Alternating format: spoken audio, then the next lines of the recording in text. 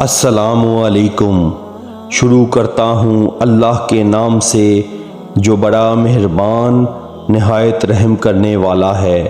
حضرت آدم علیہ السلام بہشت سے زمین پر تشریف لے آئے تو بارگاہ خداوندی میں عرض کیا کہ اے خدا، میں یہاں نہ تو ملائکہ کی تسبیح و عبادت کی آواز سن سکتا ہوں، نہ ہی کوئی عبادت خانہ یہاں پر نظر آتا ہے۔ جیسا کہ آسمان میں بیت المعمور دیکھا کرتا تھا جس کے ارد گرد ملائکہ طواف کرتے تھے، اس پر اللہ تعالیٰ نے حکم دیا کہ جاؤ، جہاں پر ہم نشان بتائیں وہاں پر خانہ کعبہ بنا دو اور اس کے ارد گرد طواف بھی کر لو اور اس کی طرف نماز بھی ادا کرو۔ حضرت جبرائیل علیہ السلام ان کی رہبری کے لیے ان کے ساتھ چل پڑے اور انہیں اس مقام پر لے آئے جہاں سے زمین بنی تھی، یعنی کہ جس جگہ جھاگ بنی تھی، اور پھر وہی جگہ جہاں جھاگ پھیل کر پوری زمین بنی۔ حضرت جبرائیل علیہ السلام نے اپنا پر مار کر 7ویں زمین تک بنیاد رکھ دی، جس کو ملائکہ نے 5 پہاڑوں کے پتھروں سے بھرا: کوہ طور، کوہ لبنان، کوہ جودی، کوہ طور اور کوہ ہیرا۔ بنیاد بھرنے کے بعد نشان کے لیے چاروں طرف کی دیواریں بھی اٹھا دیں۔ اس طرف حضرت آدم علیہ السلام نماز بھی پڑھتے رہے اور طواف بھی کرتے رہے۔ طوفان نوح تک کعبہ اسی حالت میں رہا۔ طوفان کے وقت وہ عمارت آسمان پر اٹھا لی گئی اور وہ جگہ ایک اور اونچے ٹیلے کی صورت میں رہ گئی، مگر لوگ پھر بھی برکت کے لیے یہاں آتے تھے اور آ کر دعائیں مانگتے تھے۔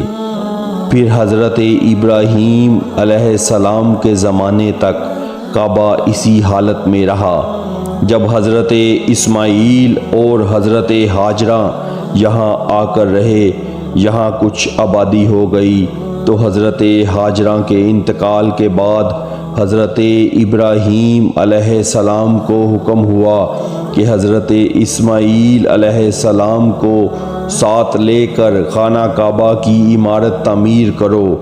اس کی نشانی اس طرح کی گئی کہ ایک بادل کا ٹکڑا بھیجا تاکہ اس کے سائے سے کعبے کی حد مقرر کی جائے۔ حضرت جبرائیل علیہ السلام نے اس سائے کی مدد سے خط کھینچا اور حضرت ابراہیم علیہ السلام نے اس خط پر اس قدر کھدائی کی کہ بنیاد آدم نمودار ہو گئی جو حضرت آدم کے دور میں تھی۔ پھر اس پر عمارت بنائی۔ اس کی بلندی 9 ہاتھ تھی اور رکن اسود سے رکن شامی تک دیوار کی لمبائی 33 ہاتھ اور رکن شامی سے رکن غربی تک 22 ہاتھ، رکن غربی سے رکن یمانی تک 31 ہاتھ، رکن یمانی سے رکن اسود تک 20 ہاتھ تھی۔